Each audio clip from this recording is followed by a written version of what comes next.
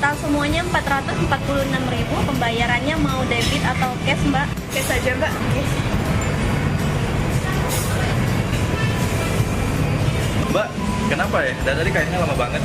Iya nih Mas, uang kita kurang. Mana ATM-nya jauh. Oh, uang cashnya kurang ya? Ya udah, nggak perlu khawatir dan juga ribet. Karena di Lego oleh-oleh Palembang ini sekarang ada aplikasi Yap dari BNI. Caranya gampang kok. Jadi, cara penggunaan aplikasi Yap ini gampang banget kok. Yang pertama cukup dengan login aplikasinya dan pilih sumber dana kalian mau dari rekening debit, kredit, atau Uniku. Terus scan barcode-nya, lalu masukin total harganya sesuai dengan bill.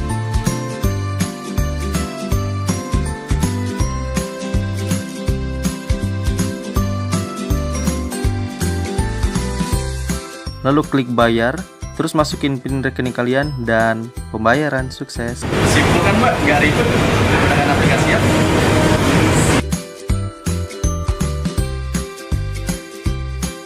Beli oleh-oleh Palembang zaman now.